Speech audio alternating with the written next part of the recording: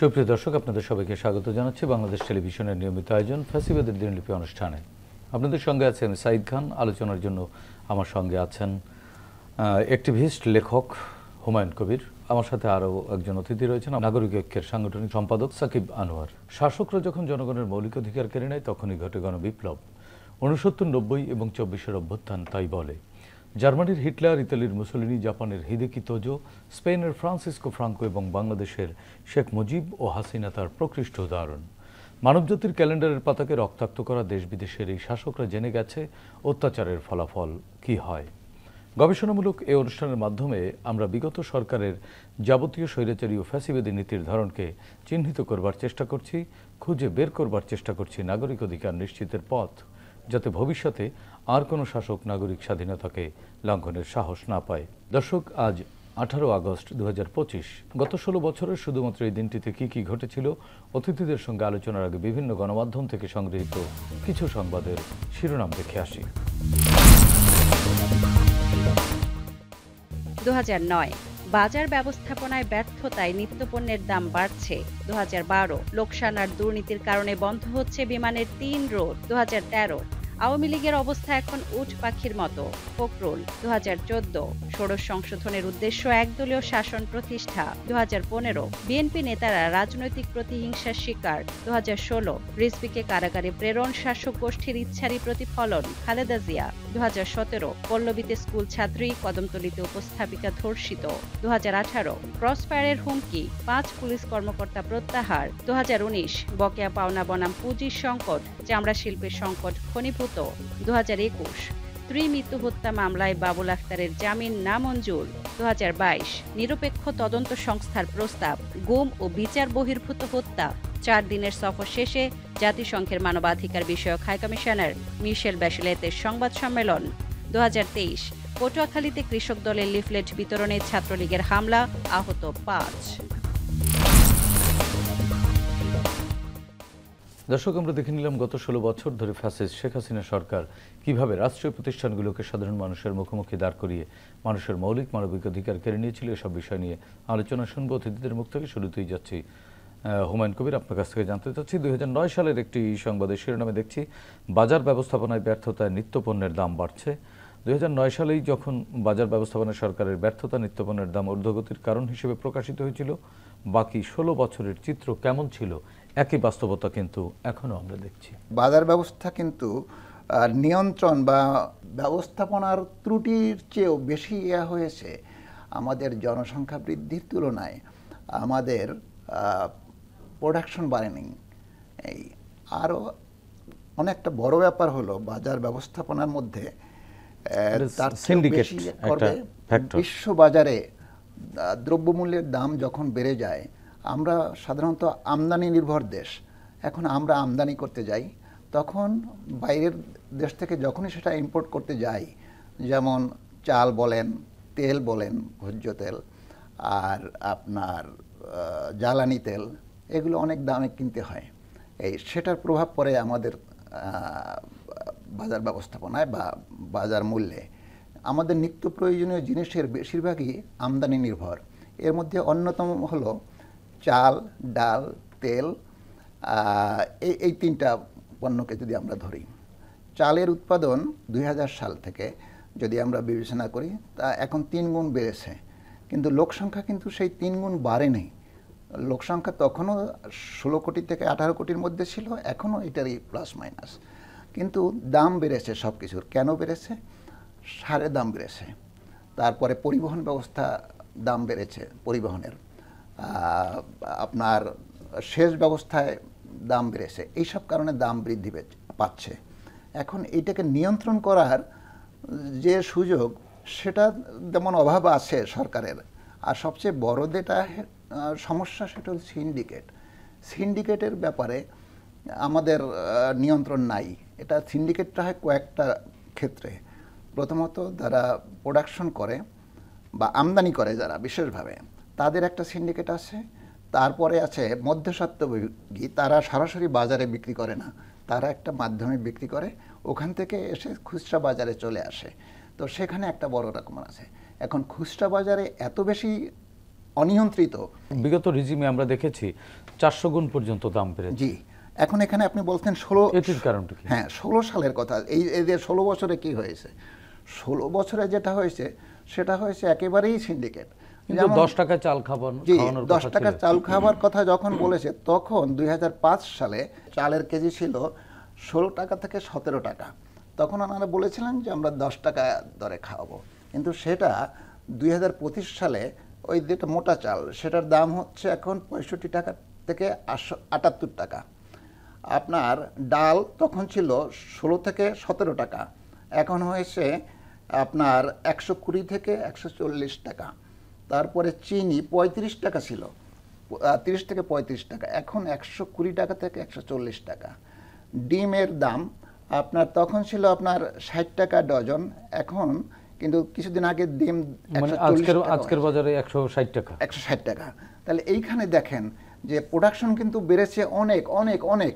তখন কয়টা dairy farm ছিল, মুরগির ফার্ম ছিল বা কিছু এই ব্রয়লার মুরগি কয়টার ছিল, বহুজাতিক কোম্পানি বলেন আর স্থানীয় কোম্পানি বলেন, অল্প কয়েকটা ছিল। কিন্তু তখনও কিন্তু মানুষ আমাদের সমানই ছিল, এই 16 কোটিই ছিল, কিন্তু দাম নিয়ন্ত্রণে ছিল। এটা হলো তখন অসাধুতা কম ছিল ব্যবসায়ীদের মধ্যে, এখন ব্যবসায়ীদের মধ্যে সাধুতা নাই। একই প্রভাব কিন্তু প্রবণতা আমাদের এই অভ্যুত্থান পরবর্তী বাজার ব্যবস্থাপনায় একটু কমে নেই। এখন আপনি দেখেন অভ্যুত্থান পরবর্তীতে আমরা কাঁচামরিচের সময়, ওই বিগত সরকারের পালিয়ে যাওয়া সরকারের সময়ও কিন্তু মরিচের দাম হঠাৎ করে 500-600 টাকা উঠেছিলেন। তখন শেখ হাসিনা বলেছিলেন যে কাঁচামরিচ বেটে রেখে দেবেন তার ফ্রিজে, তারপরে আমরা খাবো। আমরা তো খাই এভাবে। মরিচের দামটাই বলি আপনার 200 টাকা যে সময় হয়েছে কেজি 80 টাকার থেকে, তখন সাধারণ মানুষ বলে মরিচের দাম 500 টাকা হয়ে গেছে। এই একটা বড় ইফেক্ট করে, এই জিনিসটা বাজারে বেশ প্রভাবিত হয়। কোনো টেলিভিশন চ্যানেলই বলবে না গত সপ্তাহে কত দাম ছিল, সেখান থেকে বেড়ে কত হয়েছে, এটা বলে না। এখন এই যে সুযোগটা ব্যবসায়ীদেরকে বা দোকানদাররা এই সুযোগটা নিচ্ছে, এটা টেলিভিশন কর্তৃপক্ষ বা রিপোর্টারের কথার জন্য হচ্ছে, তার একটু সামান্য অসতর্কতার জন্য। উনি যদি বলে দেন যে এত দাম ছিল, এত দাম বেড়েছে, তাহলে আমরা যাচাই করতে পারি আসলেই গত তারিখে। কারণ গত সপ্তাহে হয়তো আমি বাজার করি নাই, আমি জানি না গত সপ্তাহের বাজারটা, এই সপ্তাহে আমি বাজার করেছি জানি, অথবা এই সপ্তাহে আমি বাজার করছি না, গত সপ্তাহের দামটা জানি। তো এইভাবে তার মানে সিন্ডিকেটটা ভাঙা যায়নি না। একই হুমায়ুন ভাই, আপনার কাছ থেকে আবারও শুনবো একই বিষয়ে। সাকিব আনোয়ার, বাজার সিন্ডিকেট এটি সব সরকারের আমলেই আলোচনা হয়, সব সময় এটি নিয়ে আন্দোলন করতে হয়। আপনারা যারা রাজনীতি করেন প্রত্যক্ষভাবে আপনারা কথা বলেন, এবং আপনারা যদি আবার সরকারে যান তখন কিন্তু যারা বাইরে থাকবে তারাও কিন্তু এই একই অভিযোগ করবে। এই সিন্ডিকেট ভাঙা যায় না কেন? বছরের পর বছর, যুগের পর যুগ সিন্ডিকেট থেকে যায়, রিজিম চেঞ্জ হয়, সরকার বদল হয়, সিন্ডিকেট নিয়ন্ত্রণে আসে না। এটির কারণ কি? সিন্ডিকেট আছে, সিন্ডিকেট ভাঙা যায় না বিষয়টা হচ্ছে তা না। সিন্ডিকেট ভাঙার সদিচ্ছা আছে কিনা সেটা হচ্ছে বেশি জরুরি। দেখেন, উৎপাদনের সাথে তো এর কাঁচামাল, এর সাথে যে লজিস্টিক সাপোর্টগুলোর দরকার পড়ে, সেগুলো একটা যোগসূত্র আছে। শেখ হাসিনার 15.5 বছরে কুইক রেন্টাল বিদ্যুৎ কেন্দ্রের নামে 1 লাখ কোটি টাকার বেশি সে তার অলিগারদের দিয়েছে, জাস্ট বন্টন করে দিয়েছে। এই 1 লাখ কোটি টাকার দায় তো আপনার ওই বিদ্যুতের উপরে এসে পড়েছে, এবং বিদ্যুতের দাম কি পরিমাণ বেড়েছে সেটা আমরা দেখেছি। ফলে এটার প্রভাব তো উৎপাদনের উপরে পড়বে, খুব স্বাভাবিক। এই 16 বছরে যে অলিগার্ক শ্রেণী তৈরি হয়েছে, ব্যবসায়ীদেরকে সুযোগ, আসলে ব্যবসায়ীদেরকে সুযোগ দেওয়া তো না, নিজেকে যেহেতু অবৈধভাবে ক্ষমতায় টিকিয়ে রাখতে হবে, ফলে আপনার বিরুদ্ধে যেন কেউ কথা না বলে।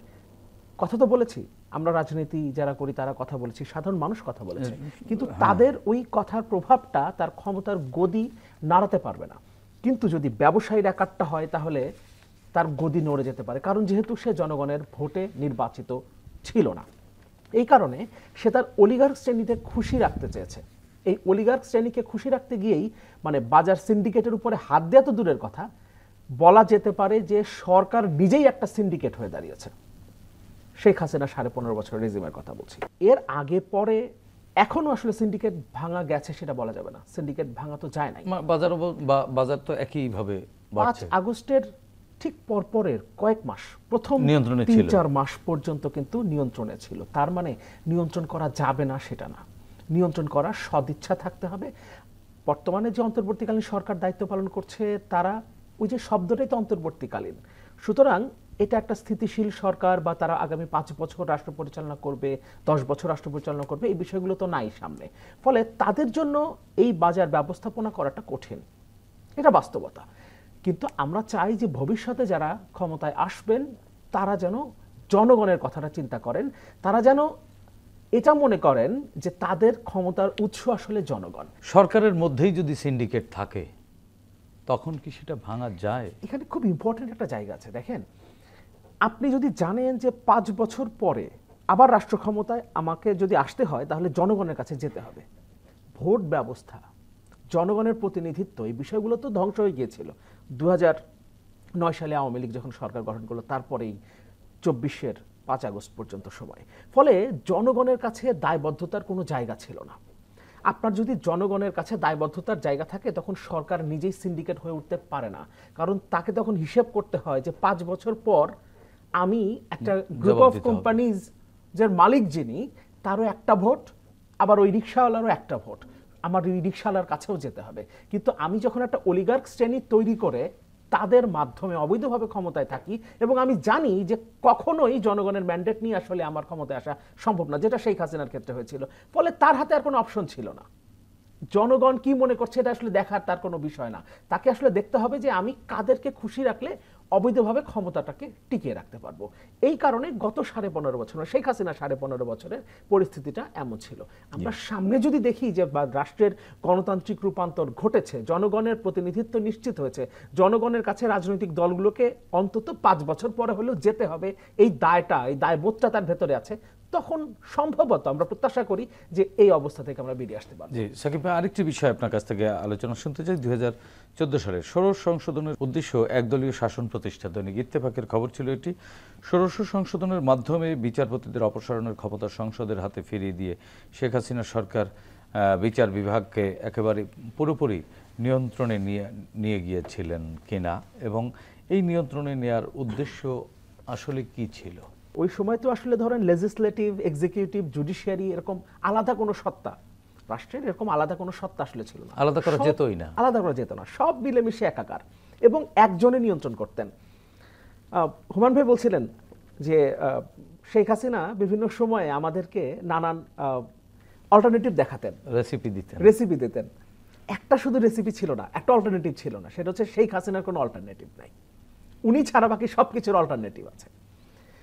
তো উনি সবকিছুর ওপরে নিয়ন্ত্রণ প্রতিষ্ঠা করতে চেয়েছেন এবং সেটাও ওই স্বাভাবিকভাবেই যদি নিয়ন্ত্রণ প্রতিষ্ঠা না করেন তাহলে যেহেতু আপনার ক্ষমতার উৎস জনগণ না, ফলে আপনি তো ক্ষমতায় থাকতে পারবেন না। এই কারণে উনি নিয়ন্ত্রণ প্রতিষ্ঠা করতে চেয়েছেন। ফলে উনি আসলে লেজিসলেটিভকে আলাদা করা বা এক্সিকিউটিভকে আলাদা করা, বিচার বিভাগকে আলাদা করা, জুডিশিয়ারিকে আলাদা করা, এই বিষয়গুলোকে উনি রাখতে পারবেন না। ফলে উনি চেয়েছেন যে সম্পূর্ণরূপে বিচার বিভাগকে ভেঙে দিয়ে আসলে উনি নিজেই, বলা যেতে পারে যে শেখ হাসিনা নিজে আসলে প্রধান বিচারপতির জায়গায় নিতে চেয়েছেন। ফ্যাসিবাদের সিস্টেমটাই কি এরকম? স্বাভাবিকভাবেই আপনি যখন ফ্যাসিবাদ প্রতিষ্ঠা করতে চাইবেন, মানে শেখ হাসিনা কি বুঝতে পেরেছিলেন যে তিনি ফ্যাসিস্ট? অবশ্যই। উনি যদি না বুঝতে পারতেন তাহলে উনি যে স্টেপগুলো নিয়েছেন, প্রত্যেকটা স্টেপে তো বোঝা যায় যে প্রত্যেকটা ফ্যাসিস্ট যখন কেউ হয়ে উঠতে চায় তখন যে স্টেপগুলো নেয় উনি নিজে তো একদম ধরে ধরে সেই স্টেপগুলো নিয়েছেন। আপনি এখন যে রিপোর্টের কথাটা বললেন বা ষোড়শ সংশোধনের কথা, আমরা সবাই জানি ষোড়শ সংশোধনীর মতো একটা বিষয় সামনে এসছে কেন, বা শেখ হাসিনা নিয়ে এসছেন কেন? তার সরকার আসলে তার সরকার বলে তো কিছু ছিল না, তিনি একাই আসলে সবকিছু চালাতেন, তার নির্দেশনার বাইরে কিছু হতো না। তিনিই সরকার, তিনি রাষ্ট্র, লেজিসলেটিভ, তিনি এক্সিকিউটিভ, তিনি জুডিশিয়ারি হতে চেয়েছেন। তিনি যাতে জুডিশিয়ারি হতে পারেন এ কারণেই ষোড়শ সংশোধনী, যাতে জুডিশিয়ারির আলাদা করে আসলে কোনো মানে হাত পা না থাকে, তার নিজের চিন্তা করার শক্তি না থাকে, তার নিজের কোনো ডিসিশন দেওয়ার শক্তি যাতে না থাকে, সে কারণে ষোড়শ সংশোধনী আনা হয়েছিল। এটা রাষ্ট্রকে ওই স্বৈরতান্ত্রিক কাঠামোকে আরো স্ট্রং করবার জন্য, পাকাপোক্ত করবার জন্য ষোড়শ সংশোধনীটা এসেছিল। এবং তার পরবর্তী ঘটনার প্রভাব তো আমরা জানি, এস কে সিনহার সাথে কি হয়েছে। এবং এরপর শেখ হাসিনারই একজন আত্মীয়, তিনিও আওয়ামী লীগের অত্যন্ত বড় নেতা ছিলেন, তিনিও কি ধরনের মন্তব্য করেছেন, মানে জুডিশিয়ারিকে নিয়ে এই ধরনের মন্তব্য করা যায়। তার মানে আসলে পরিস্থিতিটা এমন দাঁড়িয়ে গিয়েছিল, তারা ধরে নিয়েছিলেন যে সবকিছুই আসলে আমাদের, আমরা যেটা বলবো সেটাই আসলে। আপনি যেহেতু জুডিশিয়ারির কথা বললেন, সেই জায়গাটিতে একটি প্রসঙ্গক্রমেই আমি আপনার কাছ থেকে একটু আপনার মূল্যায়ন জানতে চাচ্ছি। আমরা দেখেছি যে একজন সিনিয়র আইনজীবী মঞ্জিল মোর্শেদ, তিনি গত 2-1 দিন আগে একটি বক্তৃতায় বলেছেন যে রাষ্ট্র এখন সবচেয়ে ভালনারেবল জায়গায় চলে গেছে, সাবেক প্রধান বিচারপতির হাতে হাত করা, এটি নিয়ে তিনি খুব মানে দুঃখ প্রকাশ করেছেন এবং তিনি ভবিষ্যৎ আরো ভয়ঙ্কর দেখছেন। আপনি কি দেখেন? সাবেক প্রধান বিচারপতির হাতে হাত করা পড়ার পরে যদি তার এই উপলব্ধিটা হয়ে থাকে, তাহলে তার এই উপলব্ধির সাথে আমি আসলে একমত হতে পারছি না। এই উপলব্ধিটা আসলে হওয়া উচিত ছিল যে কারণে সাবেক প্রধান বিচারপতির হাতে হাত করাটা পড়লো, সেই কারণটা যখন ঘটেছে সেই সময়ের পরিস্থিতিকে নিয়ে তিনি যদি মূল্যায়ন করতেন। এবং তিনি বলেছেন যে পৃথিবীতে এরকম কোনো ইতিহাস নেই। পৃথিবীতে অনেক কিছুই তো ইতিহাস কি, আমি একটা রেফারেন্স দিতে পারবো যে আজ থেকে 100 বছর আগে, 50 বছর আগে, 20 বছর আগে এই ঘটনাটা ঘটেছে, এটা রেফারেন্স দিতে পারবো। আজকের ঘটনা পরবর্তী সময়ের জন্য আজ থেকে 20 বছর পরে, আজ থেকে 50 বছর পরে ইতিহাস হবে।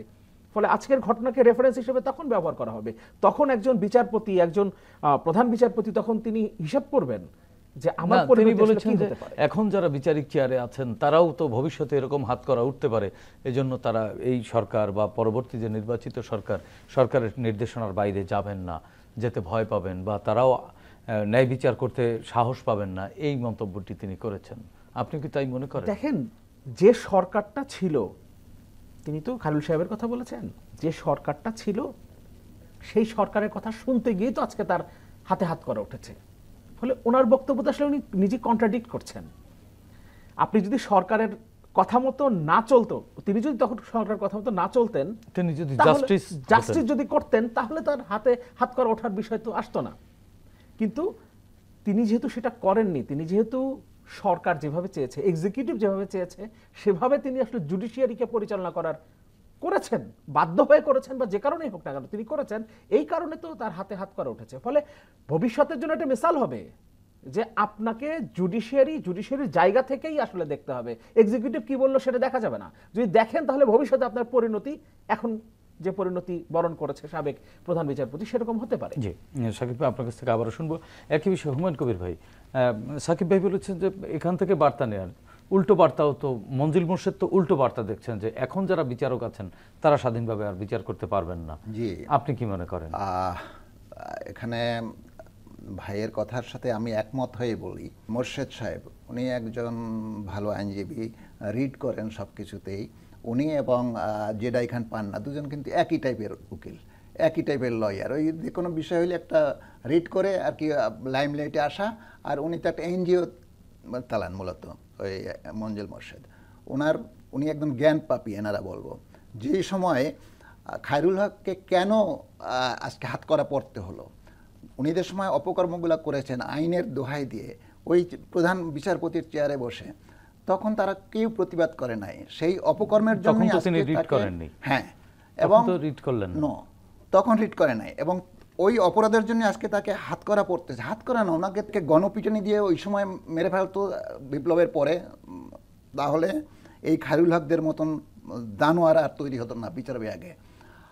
আমি নিজে ভুক্তভোগী, মামলার পরে মামলা, আমার মামলা জামিনযোগ্য অপরাধ যে মামলা আমার বিরুদ্ধে করা হয়েছে, গুমের বিরুদ্ধে, আপনার বিরুদ্ধে যে সব মামলাগুলো করা হয়েছে, সেই সব জামিনযোগ্য অপরাধে আমাদের মামলায় আমাদেরকে জামিন দেয় নাই, বছর মাসের পর মাস ঝুলাই রাখছে। কোথায় নিম্ন আদালত না, কোথায় হাইকোর্ট, কোথাও আমাদেরকে দেয় নাই, জামিন দেয় নাই। এবং সেগুলোর জন্য আমরা ওদের তখনকার আমার কোনো একটা চ্যানেলে আমি ওদের রাষ্ট্রের প্রধান আইনজীবী অর্থাৎ অ্যাটর্নি জেনারেলের কাছে আমি যেতে পেরেছিলাম কোনো একটা ইয়েতে। তো উনি আমাকে বললেন, মুরব্বী আমি খুব লজ্জিত, আপনাকে কোনো হেল্প করতে পারছি না, এই আপনার জামিন আপনাকে দিবে না, অযথাই আপনি এত টাকা পয়সা খরচা করে হাইকোর্টের করেন না, আপিল করেন না, এই টাকা বরঞ্চ যে কদিন পারেন জেলে থাইকে ওইখানে কিছু পয়সাপাতি দিয়ে আপনি মেডিকেলে থাকার জন্য, আমি অসুস্থ ছিলাম তখন, ওইভাবে থাকার ব্যবস্থা করেন। অর্থাৎ তখন সবাই জানতো যে এই অপরাধগুলো হচ্ছে, এগুলো আইনের নামে সব অবিচার হচ্ছে, বিচারের নামে অবিচার হচ্ছে, কিন্তু কেউ মুখ ফুটে বলে না। এখন আমাদের সময় আসছে এই খায়রুল হকদের, এনায়েতুর রহিমদের কঠোর বিচার করার। এদেরকে যদি আজকে বিচার করা হয়, এসকে সিনহাকে থাপ্পড় মেরেছে, তখন তারা কেউ রিট করে নাই, তখন কোনো প্রতিবাদ করে নাই। আমরা প্রতিবাদ করেছি, আমরা মুখে বলেছি, আমরা লিখেছি, আপনি লিখেছেন, আপনার হাত করা পড়ায়, আপনার মতন সাংবাদিককে হাত করা পড়াই নেয় নেই, শফিক রহমানের মতন লোককে হাত করা পড়াই নেই, তারপর মাহমুদুর রহমানকে হাত করা পড়াই নেই। সেই সময় কেউ তোমরা প্রতিবাদ করো নাই, কোনো একটা মিডিয়া প্রতিবাদ করে নাই। আর আজকে একটা অপরাধী, যে ক্রিমিনাল, যার জন্য আজকে এই যে বিপ্লব হলো, যার জন্য এই তত্ত্বাবধায়ক সরকার ব্যবস্থা বাতিল হইলো, তাকে আজকে হাত করা লাগাই নিয়েছে। তোমাদের এত কান্না, মায়া কান্না পড়ে গেছে, আইন দেখাচ্ছ তুমি। হুমায়ুন কবির ভাই, আরেকটি বিষয় আপনার কাছে জানতে চাই। 2015 সালের একটি খবর, বিএনপি নেতারা রাজনৈতিক প্রতিহিংসার শিকার। এটি আসলে সংবাদ দেখে বলবার কি আছে বুঝি না। এখানে একটি বিষয় বলা হয়েছে গায়েবী মামলা। আসলে গায়েবী শব্দটা একটু ব্যাখ্যা। গায়েবী শব্দটা হচ্ছে যার কোনো অস্তিত্ব নাই, কিন্তু এটা কল্পিত একটা, কিন্তু যার কোনো অস্তিত্ব নাই সেটির আইনি ভিত্তি এই আইন প্রয়োগকারী সংস্থাগুলো কিভাবে দিল, বা বিচারকরাই কিভাবে এই গায়েবী জিনিসের উপরে বিচার করলেন বা শুনানি করতেন। এখানে নিজে আমার, যেহেতু আমি ভুক্তভোগী, আমার নিজের প্রসঙ্গ বলতে আমি এখানে একটু ছোট করে বলবেন সাকিব ভাইয়ের কাছে। সেটা হলো, আমাকে অনেকগুলো মামলা দিয়েছিল ওই আইন শৃঙ্খলা পরিস্থিতিতে বিঘ্ন সৃষ্টি করা, ডিজিটাল মামলার বাইরে, 4টা ডিজিটাল নিরাপত্তা আইনের মামলার বাইরে, এবং ওই 4টা মামলাই 4 থানায় হয়েছে, 3 থানায় হয়েছে। একই অপরাধ ছিল আমার, একই ধারা ছিল। এই মামলার আসামিগুলো শুধু একটু আগে পিছনে করেছে, যেখানে আমি ছিলাম আগে 1 নম্বর, অন্যটায় 2 নম্বর, অন্যটা হয়তো 5 নম্বর, একটা 6 নম্বর, এইভাবে। জ্বালাওপোড়ায় মামলায় একই দিনে 3টা থানায় মামলা হয়েছে। একটা হলো যাত্রাবাড়ি থানায়, একটা দারুসালাম থানায়, আর একটা উত্তরা পশ্চিম না কি যেন এরকম, একই সময় একই দিনে একই রকমের। এবং ওই কোর্টে দাঁড়াইয়া যারা মামলার বাদী ছিল পুলিশ, তারা বলছে 3 থানারই যে হ্যাঁ আমাকে দেখেছে আগুন দিতে বা প্রত্যক্ষদর্শী। তখন বিচারক মহোদয় উনি একটু রসিকতা করে আমাকে বললেন যে মুরব্বী আপনার কি জাদু টাদু জানেন নাকি? আমি বুঝতে পারি না প্রথম। তো আপনি একই সময়ে ওই যে বেলা 11টা নাগাদ আগুন দিলেন যাত্রাবাড়ি থানায়, তুরাগ থানায়, অমুক সমুখে, কীভাবে সম্ভব আপনার দ্বারা? এই তারপরে উনি বললেন যে আপনি মামলার, আমি 6 মাস পরে, তখন ইলেকশনটা হবে, যে আমি 8 মাস পরে ডেট দিচ্ছি, দেখেন আমি এইটার বিচার করতে পারবো না। জি কবির ভাই, আমরা প্রায় শেষের দিকে। সাকিব ভাই, গায়েবী শব্দটা, যে শব্দটাই গায়েবী, সেটি আবার বিচারিক আদালতে শুনানি হয় কি করে? একটা উদাহরণ দিই শুধু। একটা মামলা হয়েছিল, সে সময় গণমাধ্যমে বেশ আলোচিত ছিল, চট্টগ্রামে একটা মামলা হয়েছিল। সেটা এমন ছিল যে রাতে মেঘ ডেকেছিল আর কি, বজ্রপাতের শব্দ হয়েছিল, সেটাকে ককটেল বিস্ফোরণ দেখিয়ে মামলা হয়েছিল, এবং সেই মামলায় সম্ভবত 294 জনকে আসামি করা হয়েছিল, বিএনপি এবং অন্যান্য। এটা হচ্ছে ওই 24-এর যে ডামি নির্বাচনের আগে, 28 অক্টোবরের পরের ঘটনা।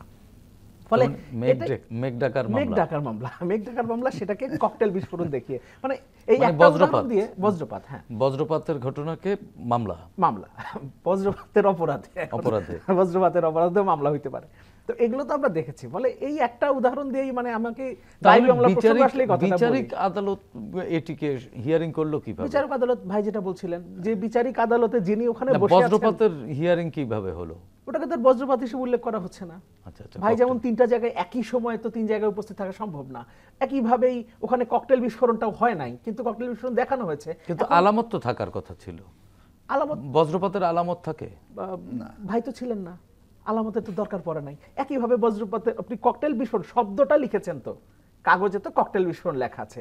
এরপরে যখন দাঁড়িয়েছে, ওই বিচারকও জানে, ওই জাজও জানে যে আসলে যে কথাগুলো বলা হচ্ছে এগুলো হাস্যকর, ভাই বলছিলেন যে তার সামনে বিচারক হেসে ফেলেছেন, তো একই বিষয় হয়তো বা সেই বিচারকের ক্ষেত্রে হতে পারে, তিনি হেসে ফেলবেন, কিন্তু তিনি জানেন যে ওই 7 জানুয়ারি নির্বাচনের আগ পর্যন্ত তো আমি এদেরকে জামিন দিতে পারবো না, কারণ তাহলে তো আবার আমার জামিন থাকবে না।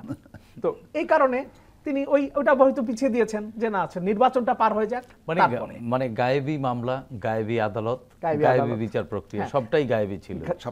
শুধুমাত্র বিচার প্রক্রিয়াটা গায়েবী না, আসলে একটা জায়গা থেকে আসতো, গণভবন যেখান থেকে আসলে, যেটা এখন আর নাই, মানে গায়েবী, মানে হুকুমটা সরাসরি আসতো গায়েবী। হ্যাঁ, ওহী নাজিল হইতো যেটা, সেটাই আসলে এই রাষ্ট্র পরিচালনা, সেটা ওই শুরুতেই যেটা বলছিলাম যে জুডিশিয়ারির উপরেও আসলে ওহী নাজিল হইতো, সেই ওহী অনুযায়ী আসলে আলটিমেটলি রায় দেয়া হতো, মানে এক প্রকার গায়েবী রাষ্ট্র বানিয়ে ফেলেছে। আপনি বলছেন যে গায়েবী, একই পদ্ধতি তো এখনো আমরা কোন কোন জায়গায় দেখছি, একই পথে হাঁটছি। তো আমরা তো পরিবর্তন চাই, পরবর্তী প্রত্যাশিত বাংলাদেশও চাই। তো সেই জায়গায় 30 সেকেন্ডে বলবেন আসলে এখান থেকে বেরিয়ে আসবার জন্য আপনার পরামর্শ কি? সবচেয়ে বড় বিষয়টা হলো আমরা একটা মুহূর্ত হারিয়ে ফেলেছি। অভ্যুত্থানের সময় একজন মানুষ আরেকজন মানুষের পাশে এসে দাঁড়িয়েছে, বা একজন করতে হাজার মানুষ যখন পাশাপাশি দাঁড়িয়েছে, কেউ আমরা জিজ্ঞেস করি নাই যে সে কোন ধর্মের, সে কোন মতের, তার রাজনৈতিক মতাদর্শকে জিজ্ঞেস করি নাই। ওই যে মুহূর্তটা, এটা একটা কল্পিত একটা মুহূর্ত, আমাদের জাতির জন্য অসাধারণ একটা মুহূর্ত। ওই মুহূর্তটাকে আমরা হারিয়ে ফেলেছি অভ্যুত্থানের ঠিক পরপরই। কোনো একটা বিশেষ গোষ্ঠীকে, কোনো একজন ব্যক্তিকে এই অভ্যুত্থানের পুরো কৃতিত্ব, ঠিক যেভাবে ৭১-এর পরে একজন ব্যক্তিকে পুরো মুক্তিযুদ্ধের কাল্ট বানানো হয়েছে, তার কিংবা একটা দলকে পুরো কৃতিত্ব দেওয়ার চেষ্টা করা হয়েছে, এবং এর মধ্য দিয়ে ৭১-এর মহান মুক্তিযুদ্ধের ইতিহাসটা নষ্ট হয়ে গেছে। ঠিক একই রকম ভাবে ২৪-এর পরেও এই ধরনের কিছু ঘটনা ঘটেছে, যেই কারণে আসলে আমরা ঠিক যেভাবে এগোতে পারতাম, যতটুকু আসলে আমাদের প্রত্যাশা ছিল, সেই প্রত্যাশার দিকে আমরা এগোতে পারছি না। আমরা এখন নির্বাচনের একটা আলোচনার ভেতরে চলে এসেছি।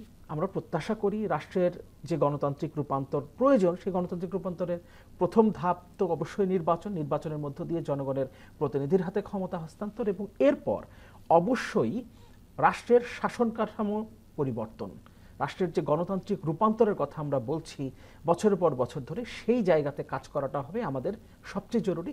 বর্তমান অন্তর্বর্তীকালীন সরকারও এ ব্যাপারে কাজ করছে, ঐকমত্য কমিশন কাজ করছে, এর আগে আলাদা আলাদা কমিশন হয়েছিল, এখন আমরা এগুলো নিয়ে কাজ করছি। অনেকগুলো জায়গায় বাংলাদেশের রাজনৈতিক দলগুলো, যে জায়গাগুলোতে কখনো আমরা একমত হতে পারবো কিনা, মানে আসতে পারবো কিনা একটা জায়গায়, সেটা নিয়ে আমাদের সন্দেহ ছিল, কিন্তু অনেক জায়গায় কিন্তু আমরা এসেছি। এমন অনেক জায়গায় যেটা আমরা কল্পনাও করতে পারি নাই যে এই জায়গাগুলোতে আসলে রাজনৈতিক দল ঐক্যমতে পৌঁছাবে। ফলে অনেকগুলো প্রত্যাশা পূরণের জায়গাও আছে, আবার অপ্রাপ্তি তো আছেই। সবকিছু মিলিয়ে আসলে ভবিষ্যতে সবাইকে ২৪-এর এই অভ্যুত্থানের কথাটা মাথায় রাখতে হবে। যারা রাষ্ট্র ক্ষমতায় যাবেন তারা যেন এটা মাথায় রাখেন যে জনগণকে ফেলে দিয়ে, জনগণের কথা বিবেচনায় না রেখে আসলে খুব বেশি দিন টিকে থাকা যাবে না। আর খুব বেশি দিন বলতে 15.5 বছর তো টিকে ছিল, কিন্তু তার পরিণতিটা কি হয়েছে সেটা মাথায় রাখতে হবে। জি হুমায়ুন ভাই, একেবারে শেষ করব। আমাদের যে প্রত্যাশা এবং প্রাপ্তি, এর মধ্যে অনেক গ্যাপ আছে, ব্যবধান আছে, কিন্তু এই সরকার যথেষ্ট সময় পায় না কাজ করার জন্য। আবার যতটুকু পেয়েছে তারাও তার সঠিকভাবে প্রয়োগ করতে পারে নাই, বা কাজের নানান ধরনের দুর্বলতা, প্রতিবন্ধকতা নানান ধরনের ছিল। এখন নির্বাচনেও বাধাগ্রস্ত করার জন্য নানান রকমের তৎপরতা শুরু হয়েছে, এবং আমাদের সেই বিপ্লবী ভাইদের বা সন্তানদের তাদের মধ্যে থেকে এটাই হয়েছে। তাদের মাথায় যে কারাই সব ঢুকেছে আমরা জানি না, যে আগে সব দাবি মানতে হবে, তারপর যে দাবি সাংবিধানিকভাবে মানতে হবে বা করতে হবে, সেই দাবি তো এই সরকারের ম্যান্ডেট নাই করার। তো তাদেরকে কেন এই প্রেশার দিচ্ছে? সব কিছু জোর করে হয় না, তাদেরকে আইনের পথে আসতে হবে। যারাই নির্বাচিত হবে সেই সরকার যেন এই কাজগুলো করে, সেই প্রতিশ্রুতিতে সেই প্রেশারটা রাখতে হবে। হ্যাঁ, সেই প্রেশারটা রাখতে হবে। অর্থাৎ আমরা এই ইয়ার থেকে, চেতনার থেকে যেন না হারিয়ে যাই, চেতনাচ্যুত না হই। হ্যাঁ, চেতনাচ্যুত না। ধন্যবাদ হুমায়ুন কবির ভাই, ধন্যবাদ সাকিব আনোয়ার, আপনাদের দুজনকেই। প্রিয় দর্শক, ২৪-এর ছাত্র জনতার গণ অভ্যুত্থান পৃথিবীর ইতিহাসে নতুন পরিচয় পরিচিত করেছে বাংলাদেশকে। জনগণ শাসকের শোষণ নয়, চায় স্বচ্ছতা, জবাবদিহিতামূলক রাষ্ট্র ব্যবস্থা, যার মাধ্যমে রাষ্ট্রে তাদের অধিকার নিশ্চিত হবে, প্রজা থেকে হয়ে উঠবেন নাগরিক। আসুন নতুন এই বাংলাদেশকে আমরা নাগরিক বান্ধব হিসেবে গড়ে তুলি, সাধ্যমতো ভূমিকা রাখি দেশ ও জাতি গঠনে। দর্শক, দেখা হবে আগামী পর্বে নতুন অতিথির সঙ্গে। ততক্ষণ পর্যন্ত ভালো থাকুন, সুস্থ থাকুন, বাংলাদেশ টেলিভিশনের সঙ্গেই থাকুন। খোদা হাফেজ।